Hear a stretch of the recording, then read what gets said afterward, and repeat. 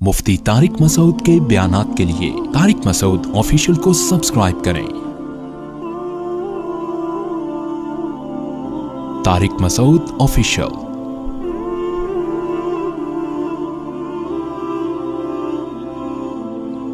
इन्नल्लज़ीना यख़शौना रब्बहुम बिलग़ैब, लेकिन फरमाया वो लोग जो अपने रब को बगैर देखे डरते हैं। एथियस का सबसे बड़ा एतराज़ ये होता है कि खुदा नज़र क्यों नहीं आता, वो आके बताता क्यों नहीं है कि मैं हूं, वो खामोश क्यों बैठा है। वो खामोश नहीं बैठा, वो खामोश बैठा होता तो इतनी बातें बोलो ना कर रहा होता। वो खामोश नहीं, हाँ नजर नहीं आएगा वो, क्योंकि नजर आता तो उसे बताने की, बातें करने की जरूरत, बोलते क्यों नहीं, फिर जरूरत थोड़ी थी, फिर ना पैगंबरों को भेजने की जरूरत, फिर ना किताबें नाजिल करने की जरूरत, उसको क्या जरूरत थी ये सब चीजें करने की भाई, क्योंकि जब वो नजर आ जाता तो हुज्जत तमाम हो जाती, आजमाइश, फिर सोचने का मौका थोड़ी मिलता। नजर ना आने का फायदा है अल्लाह सोचने का मौका दे रहा है कि जब समझ में आ जाए तौबा कर लेना, तौबा कबूल कर लूंगा। जब अल्लाह ऐसी बड़ी निशानी दिखाता है तो फिर सोचने का मौका नहीं देता।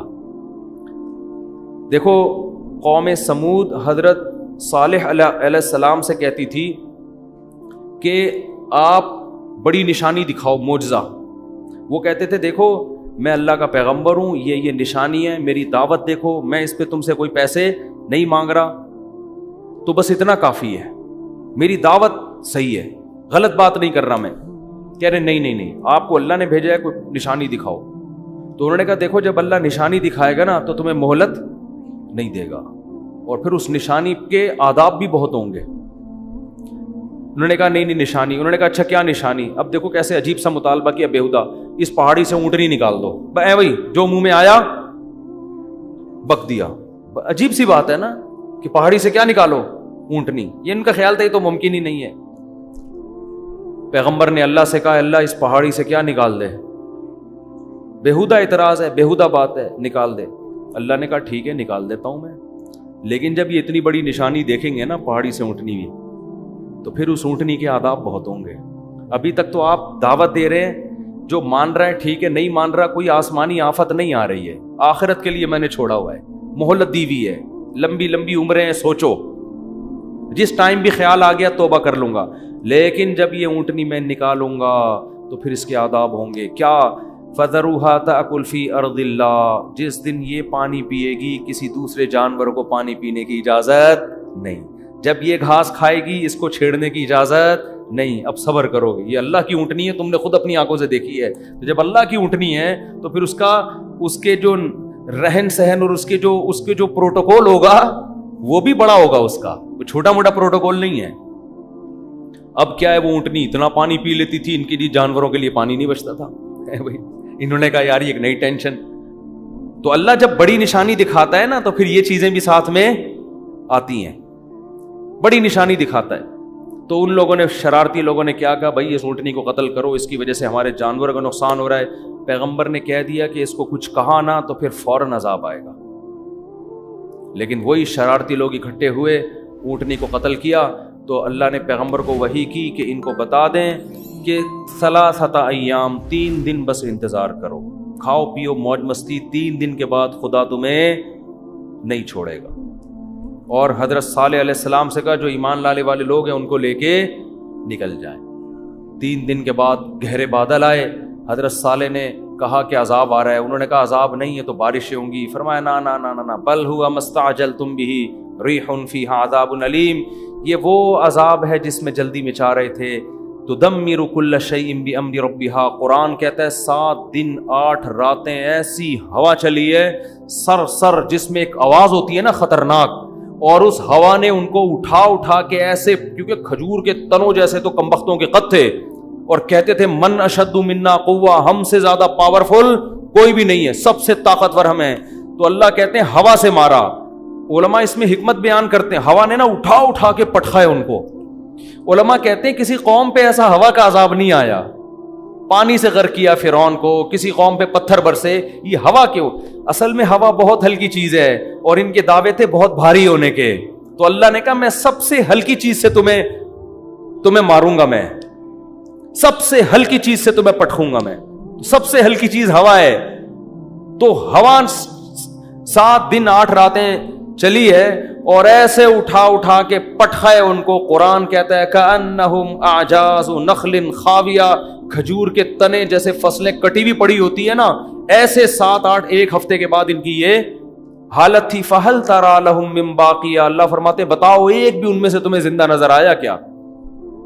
ایسا اللہ نے پٹکا ہے. تو جب اللہ, یہ جو ایتھیسٹ کہتے ہیں نا اللہ نظر نہیں آتا, بھائی اگر نظر آ گیا نا تو میں اور آپ شاید بچ جائیں, آپ نہیں بچو گے. اللہ بچائے ہمیں اپنی رحمت سے, پھر نہیں بچو گے.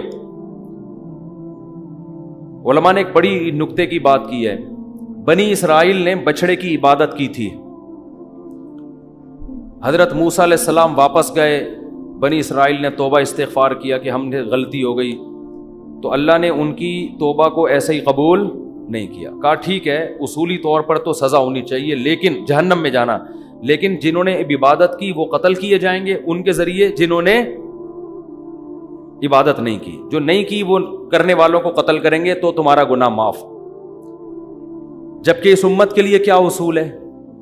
گناہ ہو گیا, چاہے بت پرستی کی, چاہے کچھ بھی ہوا, چپکے سے اللہ سے گڑ گڑا کے توبہ کرو, اللہ کیا کر دے گا؟ معاف. اللہ اس توبہ کے سچے ہونے کے ثبوت بولو نا نہیں مانگتا. بنی اسرائیل سے مانگا جا رہا ہے ثبوت کہ تم سچے دل سے کر رہے ہو, اگر کر رہے ہو تو اپنے آپ کو قتل کرواؤ پھر مانیں گے. جبکہ اس امت مسلمہ میں کیا ہے؟ بس اللہ کے سامنے گڑ گڑا لو, اللہ اس کے ثبوت نہیں مانگتا کہ تم اس توبہ میں کیا ہو سچے. اگر تمہاری نیت, دل کے حال تو اللہ جانتا ہے, دل میں نیت ہے کہ آئندہ نہیں کروں گا بس کافی ہے. کیوں علماء کہتے ہیں کہ اس امت پر جب قرآن نازل ہوا بہت سے لوگوں نے نہ جبریل کو دیکھا نہ اللہ کو دیکھا, مگر وہ پیغمبر کی بات پر انہوں نے یقین کیا. حتیٰ کہ پیغمبر نے یہ کہا نا میں مسجد اقصیٰ سے آسمانوں پہ گیا ہوں, صحابہ نے مان لیا کہ آپ کی زبان سے ہم نے جھوٹ کبھی نہیں. غیب پر یقین, تو اللہ نے کہا تم جب مجھ پہ غیب پہ یقین کرتے ہو تو میں بھی تمہارے ساتھ توبہ میں وہی معاملہ کروں گا جو کیس پر ہوتا ہے؟ غیب پر. تم سے ثبوت بولو بھائی نہیں. بنی اسرائیل کمبختوں نے کیا کیا تھا؟ جب موسیٰ علیہ السلام کو تورات ملی ہے, بنی اسرائیل نے کہا ایسا یقین نہیں کریں گے جب تک اللہ کو اپنی آنکھوں سے دیکھ نہیں لیتے. اللہ نے کہا جب تک مجھے دیکھا نہیں تھا نا, یقین نہیں کر رہے تھے, تو میں بھی تمہاری توبہ کے سچے ہونے کے ثبوت جب تک دیکھ نہیں لوں گا اس وقت تک تمہاری توبہ قبول نہیں کروں گا. جیسے تم ہو ویسے ہی ہمارا بھی تمہارے ساتھ معاملہ ہے. تو جس کو اللہ جتنی بڑی نشانیاں دکھاتے ہیں اس کا معاملہ اتنا ہی کیا ہو جاتا ہے؟ مشکل. تبھی تو قرآن میں آتا ہے کہ جب سورج مغرب سے نکلے گا, حدیث میں آتا ہے, قرآن میں بھی اس کا تذکرہ اللہ نے کیا, اشارہ دیا, حدیث میں تفصیل ہے کہ ایک وقت ایسا آئے گا کہ اللہ سورج کو کہاں سے نکالیں گے؟ مغرب سے. اور وہ مغرب سے نکل کے جب زوال تک پہنچے گا تو دوبارہ مغرب میں ڈوب جائے گا. اب یہ بات اسلام کے علاوہ کوئی بھی نہیں کرتا. تو جب دنیا میں یہ نشانی ظاہر ہوگی تو اسلام کی حقانیت کا ایک بہت بڑا ثبوت دنیا کے پاس آ جائے گا, کیونکہ سائنس کی دنیا میں اس بات کا امکان 1% بھی نہیں ہے. کیونکہ سورج کا مغرب سے نکلنے کا مطلب کیا ہوا کہ زمین الٹی گھومے گی, اور سائنسدان کہتے ہیں الٹی گھومنا تو دور کی بات, زمین کی سپیڈ میں تھوڑا سا فرق آ جائے نا تو ہم سارے جیسے ایک لٹو پہ گھوم رہا ہو اور وہ گاڑی میں سپیڈ سے جا رہے ہوں اور بریک لگ جائے تو سارے کھڑکیوں سے باہر ہوں گے کہ نہیں ہوں گے؟ ہے بھائی, کار کی اتنی سپیڈ نہیں ہے جتنی کس کی ہے؟ زمین کی. زمین اتنی سپیڈ سے گھوم رہی ہے, یہ رک گئی تو ایسا نہیں ہوگا کہ ہم آرام سے یہاں بیٹھے رہیں. آپ سب اپنے سسرال پہنچ چکے ہوں گے اس میں یعنی ایسی جگہ جا چکے ہوں گے جہاں آپ کبھی بھی جانا نہیں جانتے. سالوں سے گلے مل رہے ہوں گے, آپ سسر کے پاس آ کے بیٹھے ہوئے ہوں گے آپ. یعنی ایسی ایسی جگہ آپ کو زمین پہنچا دے گی جہاں آپ کبھی بھی جانا نہیں چاہتے, اور الٹا گھومنا شروع ہو جائے پھر تو بالکل ناممکن. لیکن اللہ کو ہر چیز کی قدرت ہے. حدیث میں آتا ہے سورج کہاں سے نکلے گا, لیکن یہ اتنی بڑی اسلام کی حقانیت کی نشانی دنیا اپنی آنکھوں سے دیکھے گی کہ اس کے بعد اسلام ماننے کے علاوہ کوئی آپشن, کوئی چارہ نہیں ہوگا. لیکن قرآن کیا کہہ رہا ہے؟ توبہ کا دروازہ بند کروں گا میں اس وقت لم تکن آمنت من قبل او کسبت فی ایمانہا خیرا یوم یاتی بعض آیات ربک. کیا ہے آیت یار؟ یوم یاتی بعض آیات ربک لا ينفع نفسا ایمانها لم تکن آمنت من قبل او کسبت فی ایمانہا خیرا. اللہ کہتے ہیں اس وقت کوئی کافر مسلمان ہوگا تو اس کا اسلام قبول نہیں، اور کوئی گنہگار مسلمان توبہ کرے گا تو اس کی توبہ قبول نہیں ہوگی. سمجھ میں آ رہی ہے بات کہ نہیں آ رہی؟ تو اس لیے غیب پہ معاملہ لکھا ہے. یہی دیکھو، اونٹ کو دیکھو، شہد کی مکھی کو دیکھو، سورج کا نکلنا دیکھو، چاند کو دیکھو. للشمس ينبغي لها ان تدرك القمر. اللہ کہتے ہیں ہر ایک کو ایسے دائروں میں تیرا دیا میں نے، نہ چاند سورج سے ٹکراتا ہے اور نہ سورج چاند سے ٹکراتا. کل فی فلک یسبحون. اتنے بڑے بڑے اجرام ایک مخصوص دائروں کے اندر لٹو کی طرح گھوم رہے ہیں. یہ آٹومیٹیکلی خود بخود نہیں ہو سکتا. یمسک السماوات والارض ان تزولا. اللہ ہے جس نے آسمانوں اور زمینوں کو تھاما ہوا ہے کہ اپنی جگہ سے ڈاما ڈول نہ ہو جائیں. وَلَئِن زَالَتَا، ذرا سا ان کا بیلنس آؤٹ ہوگا. اللہ کہتے ہیں یہ جاپان کے سائنسدان اس کو بیلنس پہ نہیں لے کر آئیں گے. تو کیڑے مکوڑوں کی طرح یہ خلائی سیارے تو جو تھوڑا سا نیچے سے جس نے چھلانگ لگائی ہے نا، ٹھیک، تھوڑا سا نیچے سے. یہ مجھے وہ لطیفہ بچپن کا بہت یاد آتا ہے. تھوڑا سا نیچے، دوبارہ سنا دوں؟ کل سنایا تھا، نئے لوگ بھی آ گئے. تو 3 آدمی، ایک امریکی وسیع، اس کے بعد بیان ختم ہو رہا ہے نا، نئے نئے لوگ بھی آتے ہیں. یار ایک بھی نیا ہو نا، ایک بندہ بھی نیا ہو تو یہ لطیفہ اس قابل ہے کہ اس کی رعایت میں اس کو سنایا جائے. ٹھیک ہے، پاکستانیوں کی ریسرچ کا پتہ چلتا ہے. تو 3 آدمی بیٹھے ہوئے تھے، ایک امریکی، ایک جاپانی اور ایک پاکستانی. امریکی نے چھوڑی تو نہیں، وہ تو کسی حد تک صحیح ہے کہ ہمارے جو ہوائی جہاز ہیں بالکل آسمان سے چپک کے چلتے ہیں. انہوں نے کہا بالکل آسمان سے. اس نے کہا نہیں، تھوڑا سا نیچے. جاپانی نے کہا ہماری جو آبدوزیں ہیں سمندر کی زمین سے چپک کے چلتی ہیں. انہوں نے کہا بالکل چپک کے. کہا نہیں، تھوڑا سا اوپر. پاکستانی کیا کرتا؟ اس نے کہا ہم لوگ ناک سے کھانا کھاتے ہیں. کہا بالکل ناک سے. کہہ رہا تھوڑا سا نیچے. ٹھیک ہے، تھوڑا سا نیچے. تو اگر اللہ اس نظام کو تھوڑا سا اوپر یا تھوڑا سا نیچے کر دے، زمین کے بیلنس کو 23 ڈگری جھکی ہوئی ہے، تھوڑا سا اللہ یوں کر دے، یا جس مدار پہ کوئی اسپیڈ کم ہو جائے تھوڑی، یا اسپیڈ زیادہ ہو جائے، تو اللہ فرماتے ہیں ان امسکہما من احد من بعدی، خدا کے علاوہ کوئی بھی ان کو اپنے مدار پہ نہیں لا سکتا. زمین سے باہر نکل کے دھکا کون دے گا اس کو؟ باہر ٹکیں گے کہاں؟ کون باہر جا کے؟